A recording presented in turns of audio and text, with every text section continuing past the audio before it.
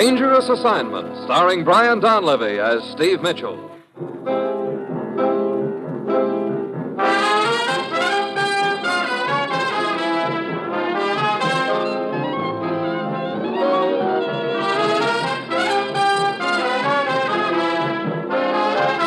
Yeah, danger is my assignment. I get sent to a lot of places I can't even pronounce. They all spell the same thing, though, trouble. But when I walk into the commissioner's office, I don't realize this assignment's going to end up with my saving a guy's life by punching him right in the face.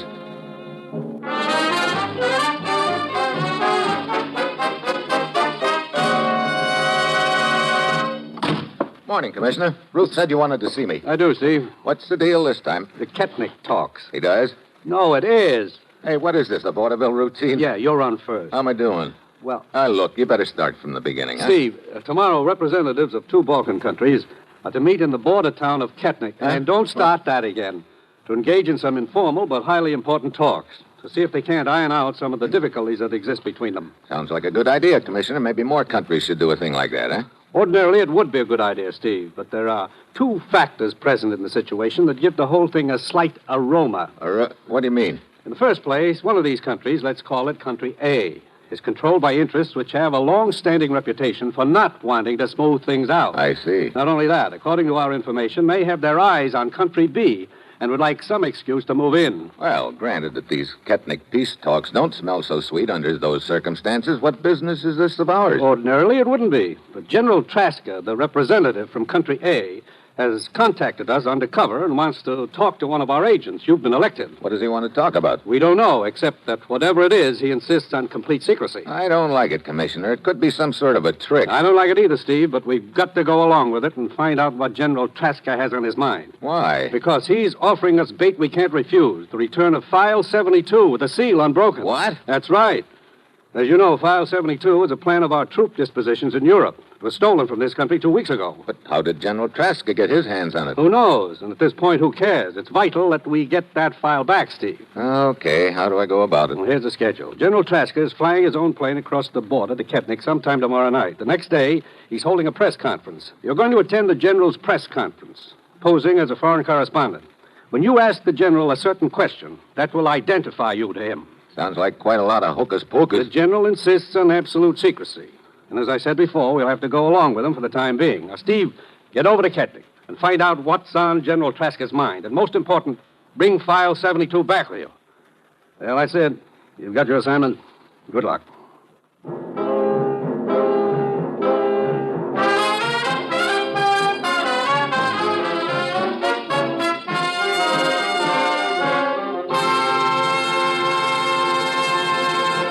The National Broadcasting Company is presenting transcribed Dangerous Assignment, starring Brian Donlevy in the role of Steve Mitchell, colorful, two-fisted government agent. At all those places of the world where danger and intrigue walk hand in hand, there you will find Steve Mitchell on another Dangerous Assignment.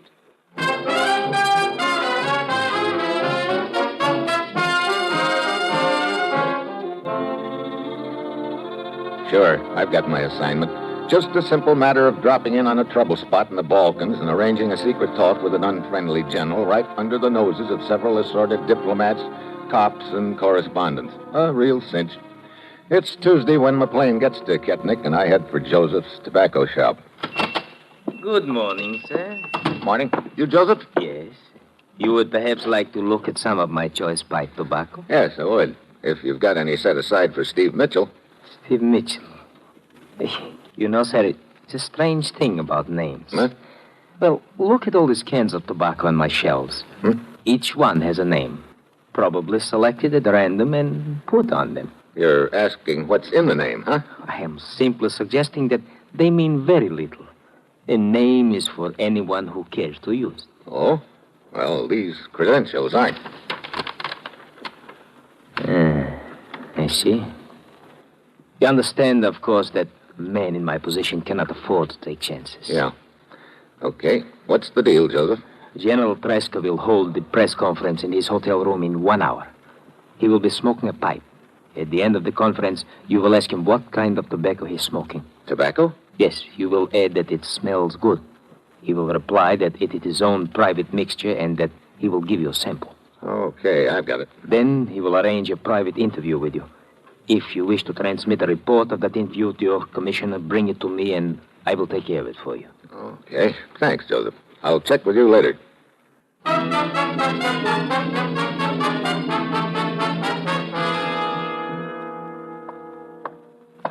Good morning.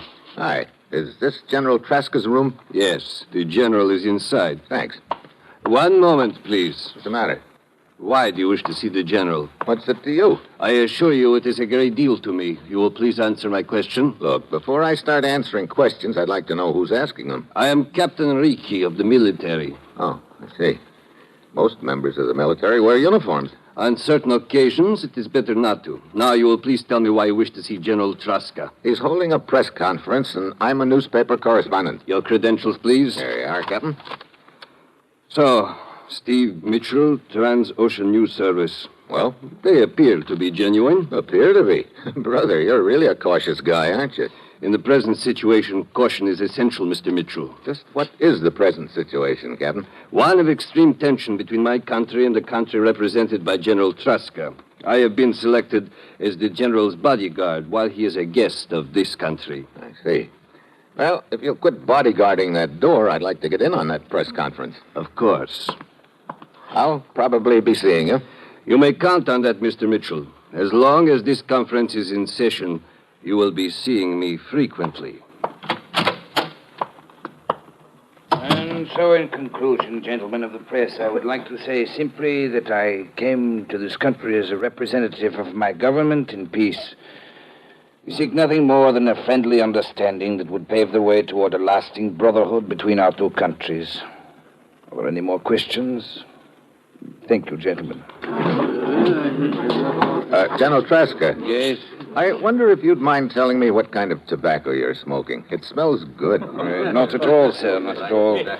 Happens to be my own private mixture, but I would be glad to give you a sample of it. Thanks a lot, General. There's no trouble at all.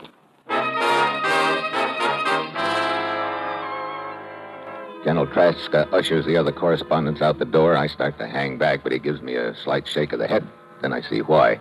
Captain Ricci out in the hall is counting noses as the reporters leave, so I go down into the lobby and wait. 5 minutes later, the general comes down and goes over to one of the house phones. I follow him. He picks up the receiver, but holds the hook down with his finger. I do likewise to the phone next to him. Keep your back turned to me, Mitchell. Okay. You got file 72, General? Yes. Is the seal still unbroken? Yes. Okay, what's on your mind?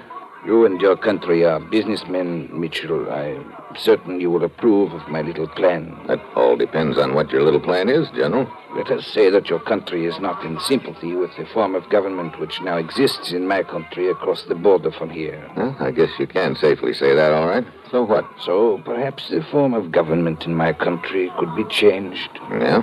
Who's going to change it? I am. You? Let's have that again. My plans have been completed for weeks. I have key men in certain spots, and I will have a major part of the army behind me. You know, a thing like your planning could get pretty bloody. The end justifies the means. Oh? Just what kind of government are you planning to install in your country? I and my followers are tired of these bungling, mediocre bureaucrats who have been running our country. What we need is a strong leader, one who will rule with an iron hand. I am that leader. Mm-hmm. You know, it seems to me I've heard this tune before a few times. You think your brand of government would give your citizens any more liberty than what they've got now? I am not here to discuss philosophies of government with you, but to make to you a business proposition. The return of File 72 in return for our support, huh? Precisely. Look, General, you ought to know my government better than that. You ought to know they don't go in for supporting... Mitchell, may I remind you once more that this is a business transaction? There's little room in the world today for ethics. One must be practical. Rest assured, whether I give you your File 72 or not depends on your answer to my proposition. I see. Well, look, General, I don't have any power to give you an answer on a thing like that. I'd have to check with my boss. I cannot give you much time, Mitchell. How much? 12 hours. No more. Okay, I'll see what I can do. 12 hours, Mitchell.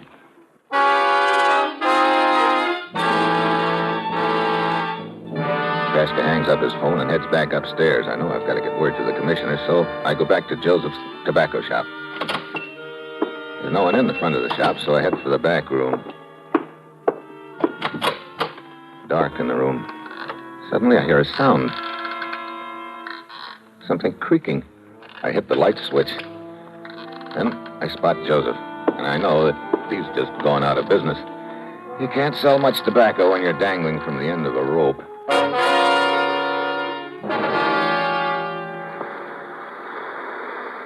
I didn't figure you'd be calling me direct, Steve. Is anything wrong? Yeah. The man who was going to carry the message suddenly went out of business. I see. Did you contact the party? Yeah. Let's put it this way. He wants to take over the corporation he works for, and he wants our help. I understand. You know, of course, that it's against the policy and ethics of our corporation to support a transaction like that. That's what I told him. But unless we do, he says he won't turn over that little item to us. I told him I'd transmit his proposition to you. I already knew what the answer would be, but I had to stall for time. Yeah, well, this is bad, Steve. Got the pressure on us. Yeah, if I could only... Hey, wait a minute. You know, Commissioner, pressure can sometimes be reversed. What do you mean? Well, it just occurred to me the officials of the corporation he works for wouldn't like his plan much if they were to find out about him. I might use that as a sort of a lever on him. That's a good hunch. Go to work on it. Hello? Hello? Hello?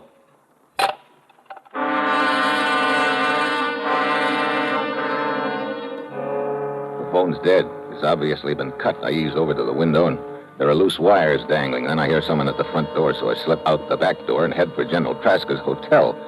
It looks like somebody's onto the General. That means I've got to move fast. Just as I'm entering the lobby, there's a commotion on the street outside. A few cops are wrestling with a guy, and I think I spot Captain Ricky among them. I go on up to the General's room, but he doesn't answer my knock. The door's unlocked, so I go on in. There's a figure sitting in a chair. I think it's the General, but I can't be sure because he looks like he's been worked over with a crowbar, and he's very dead. I give the room a fast frisk, but file 72 is nowhere in sight. I run down to the lobby and over to the phone, but just as I pick up the receiver, somebody slides their thumb over the hook. Who are you calling? Get your thumb up. Oh, Captain Ricky. Captain Ricky, who are you calling? As a matter of fact, you. Oh? Why? Oh, no reason in particular, just a little matter of General Traska being murdered. What? Yep, I thought you might be interested. Being his bodyguard, pretty careless of you, or maybe was it a little more than just carelessness? Mr. Mitchell, I warn you, I have too much on my mind right now to have any patience with the morbid inventions of a cheap journalist. Oh, so I'm just imagining the whole thing, huh? Well, if you'd be kind enough to step upstairs, I'd be glad to show you my morbid invention, sitting in a chair with his head bashed in. Very well. For the moment, I will indulge your imagination. Come, we will visit the General's room.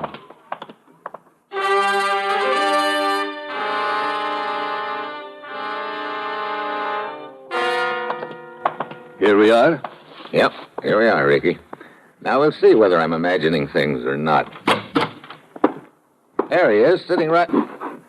Hey, he's gone. But of course. What do you mean, but of course? I tell you, I saw him sitting in that chair dead not 5 minutes ago. I think you have carried your little game far enough, Look, Mitchell. it's no game, I tell you. And now I tell you, 15 minutes ago, General Traska left this hotel, and he was very much alive. What? I personally saw him into his car and sent 2 of my men with him. Now, look. So obviously he could not have been murdered in this room when he is alive somewhere else. Just a minute, In Cap. other words, Mitchell, this entire thing was only a figment of your imagination.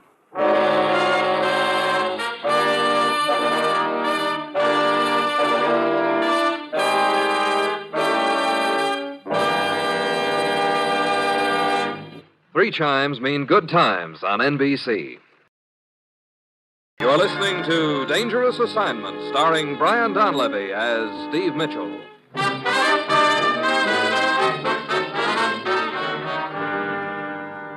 Well, right now it looks like I've got no friends at all in this deal. Captain Ricky lied about General Traska. Why? Maybe the boys in Traska's country found out the General was trying to double-cross him and killed him. Ricky could be in league with them, and he might even be the boy who knocked off Traska. At any rate, I know I can't tell Ricky who I am and why I'm here now. I'll go down to the lobby and check with the desk clerk. He says he saw General Traska leave the hotel 20 minutes ago. So he's lying, too. Great. I head for the bar to think things over, and then I hear a little gent telling the bartender about a big street fiesta going on down the block, and about the General making a speech there. I collar the guy, and he swears he really saw General Traska there just 5 minutes ago.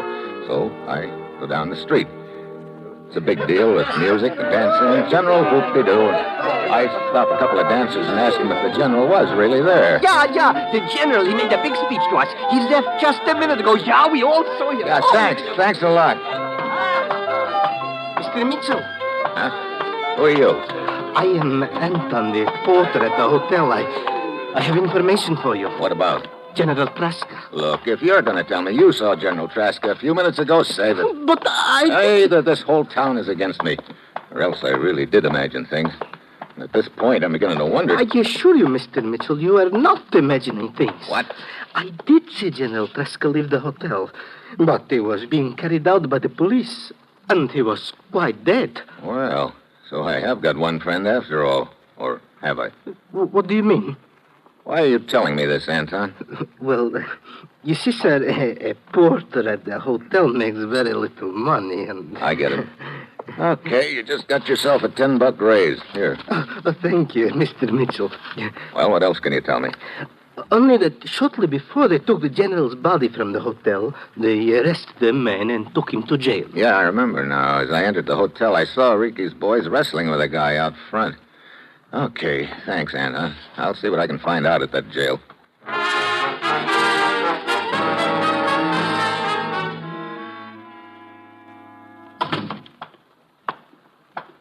What do you wish? You in charge here, Sergeant? Yes, why? I understand you arrested a man near the hotel earlier this evening. I know nothing of such, Louis. Now, look. As you see, there is no such entry here in the records. Well, that doesn't surprise me, but do you mind if I take a look back there in the cell block? No one can go in there without a pass. I see. Who issues the passes? Captain Ricky. Oh, great. Will there be anything else? I guess not. Hey, what's all that noise? Sounds like it's coming from one of the cells. Desk sergeant whirls around and heads for the back of the joint. I'm right after him. Then we see what causes all the noise.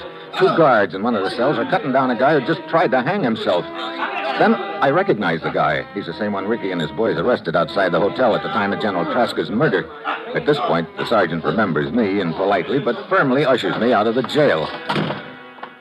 I start walking down the street, and all of a sudden, I've got company. If you don't mind, I will walk with you away, Mitchell. Well, Captain Ricky, that was an interesting little sight I just witnessed in your jail. Interesting sight? I am afraid I do not understand. No, of course not. I mean the gent who just tried to hang himself. Oh, that. Just a harmless drunk. We had him taken to the prison hospital. Just a harmless drunk, huh? Funny. I'd swear it was the same guy you arrested outside General Traska's hotel right after he was murdered. Excuse me, I mean right after I saw a figment of my imagination sitting in a chair, dead. For your information, Mitchell, I understand that General Traska has suddenly decided to fly back to his own country. Oh? Which brings me to the point. What's that? You are a reporter, and a reporter without news is of no use to anyone. So?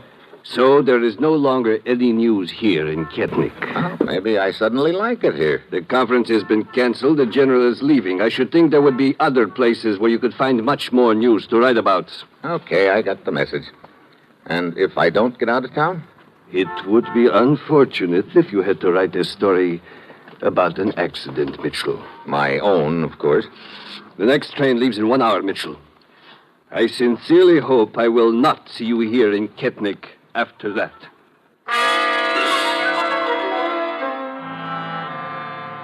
So, now I've got just 1 hour to find File 72. That means I've got to find out what they did with General Traska's body. Then I think of Anton, the little hotel porter. Maybe I can get some information out of him. I get his address from the desk clerk and go over.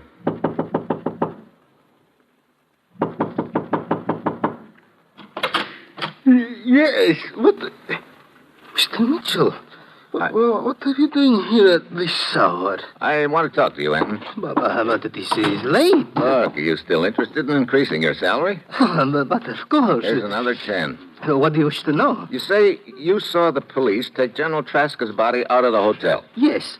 Also his clothing and briefcase. Do you have any idea where they took him? Why, no, none at all. Anton, you must help me. Petrovich, you fool. Hey, this is the guy who tried to hang himself in jail. Petrovich, I could kill you for your stupidity. You must protect me, Anton.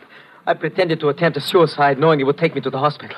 I escaped from there, but now the police are turning the city upside down to find me. Hey, what's this Shut all up, about? Petrovich. This man is a newspaper correspondent. I don't care what he is. You must protect me. was on your orders I killed the general. Tovich! You had me brought across the border when we learned that the general was going to betray us. You said you would protect me, but now I see you never intended to. No, no! And you next, Mitchell. Varian! Stay right where you are, Mitchell. Drop that gun. Well, Captain Ricky. I said drop it. Okay. I sort of expected to see you around here along about now. And I am not surprised to see you here. You had Tovich kill General Traska. Now he has outlived his usefulness, so you kill him. Look, that's a pretty neat attempt to cover up, but it won't work, Ricky. Anton there on the floor killed Tovich, and he was about to do likewise to me when I jumped him. It does not matter who killed Tovich. Your plan to create an incident over the killing of the general will not work. I have kept his murder a secret so far, and it will remain a secret. Incident? Look, I don't follow you. It is obvious. Your interests learned that General Traska was trying to betray you. You have also been looking for an excuse to start trouble with my country. Here was a golden opportunity to accomplish both things at once. You had Traska killed here in my country, then sought to make it public, hoping this would create an incident which might provoke war. So that's why you've been keeping the murder a secret. Huh. I guess that's one for the book. You've been thinking I was working with those interests, and I've been thinking the same thing about you. It is more than a thought about you. It is a fact. I think it's about time we laid a few cards on the table, Ricky. Or should I say credentials. Here, take a look. It will do you no good to Wait. Yeah, that's what I mean. United States government. That's right. When you started lying about Traska's murder, I thought you were working with the killers. That's why I didn't show you those credentials before. I owe you an apology, Mr. Mitchell. That's okay. And I must say you did a good job of briefing your citizens about covering up the killing. I was beginning to think that I really was crazy until I met Anton. Now I see why he wanted me to know Traska really was dead. He figured I was a reporter and would make headlines out of it. I still do not understand your interest in this matter. It's very simple. General Traska had in his possession a document stolen from my country, File 72. I've got to get it back. I guess now that'll be pretty simple. You've probably got Traska's body hidden somewhere. If you'll just take me there, I'll go through his papers and find the thing, and then my job is done. I'm afraid it's not that easy, Mitchell. What do you mean? I told you earlier in the evening that General Traska had suddenly decided to fly back to his own country. Now, don't start that again. Well, Traska is dead. Yes, I know. But we are going to make it look like that murder was an accident and that it took place in Traska's own country. How? At this moment, one of our pilots is taking off in Traska's plane with Traska's body. Just before he crosses the river which marks the border, he will make a low-altitude parachute jump. Traska's plane will crash into some low hills on the other side of the border. But what about that document I'm after? I placed Traska's briefcase in his plane myself. Untouched. I wanted all his papers to be in order. Oh, great. That means... Wait. Maybe I'm in the clear after all. The plane crashes, bursts into flame, and the document is destroyed. No. The pilot will cut the switch before he jumps. We want Traska's body to be in good enough condition so that positive identification can be made. Then I'm heading for the wreckage of that plane. Mitchell, are you crazy? Are you insane? It will mean crossing the border and trying to escape detection by their patrols. Don't worry. I know exactly what it means. Then you must not. I also know I was sent over here to get File 72, and I'm going to get it. But, Mitchell... Where will I find that wreckage? You cannot make it alone. Then I'll find out. Are you determined to go? What do you think? I think I had better go with you. Come.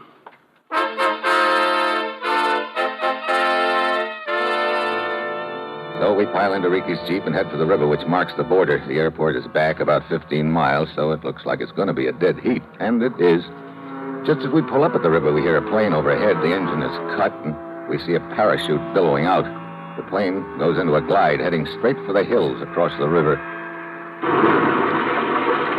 It crashed, Mitchell. Yeah. Hey, how deep is this river? We will have to swim it. This area of the border is not heavily guarded. It will take their patrols about 15 minutes to get to the scene of the plane crash. 15 minutes? It'll take us 10 of them to get across the river. Okay, come on. Start swimming, brother.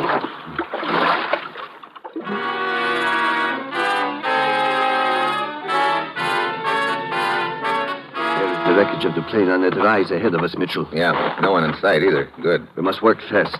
I'm certain they heard the sound of the crash and will send a patrol. Here we are. Fuselage is still pretty much in one piece. Here, help me pry this door open. All right. There. There's the general's body, all right. Where'd you put his briefcase? Behind the seat. Okay. Brother, this plane is really torn apart. You got a flashlight, Ricky? Yes. Bring it in here. I can't see a thing. Very well. Watch it. There's a lot of jagged metal around. Yes, I see it. Okay. Flash your light around. Wait a minute. There's the briefcase. Hurry up, Mitchell. Hold the light steady. There. You see it? Not yet, but it's got to be in here with those papers someplace. Huh? Wait a minute. There it is. Okay. Now let's get out of here. Mitchell. What is it? I hear voices. What? Wait a minute. I'll take a look out of one of the holes in the side of the plane. Oh, brother. Who is it? 2 soldiers, and they're heading this way. Mitchell, if they discover us here, the whole plan will be ruined. Yeah, we'll also be slightly dead. Let's get out of the plane. Too late. We're too close. They'd see us. But what will we Get do? back towards the tail. That's it. Now, get down. Keep quiet. They'll see us. Quiet. This looks like one of our planes, Dimitri. Shine your light in the window and we will see who... It's General Traska. General Traska? Stay on guard here, Dimitri. I will report this at once. Yes, Lieutenant. Mitchell, we are done for now. We cannot escape with the soldiers standing guard near the plane. Sooner or later, they will discover us. Yeah. Looks like we're cooked unless... Wait a minute. What is it? Mitchell, you fool! Why did you hit me? Lieutenant! See, he heard us. What is it, Dimitri? Quiet. The general is still alive. What? I just heard him groan. Quick, then. Help me get him out. You must get him to a doctor at once. Yes. There. Now, help me carry him. Hurry. Well, I must admit, you are a resourceful man, Mitchell. Looks like the coast is clear. Okay, we'll slip out the other side of the plane and head back to the river. Mitchell, one thing bothers me. What is it? Why didn't you just groan yourself instead of hitting me? I wanted to make it sound convincing. I am not convinced. Ah, you're a skeptic. One moment. What is it now? Just this. Hey, what's the big... Now I am convinced. I do groan much better than you. All right, come on. Let's get out of here, you...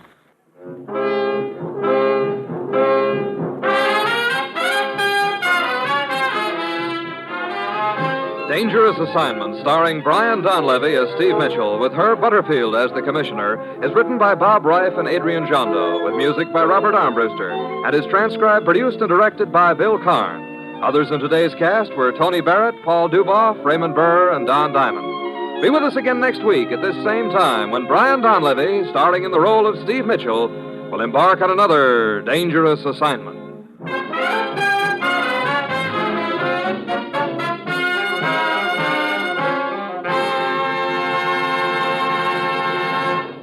Three chimes mean good times on NBC.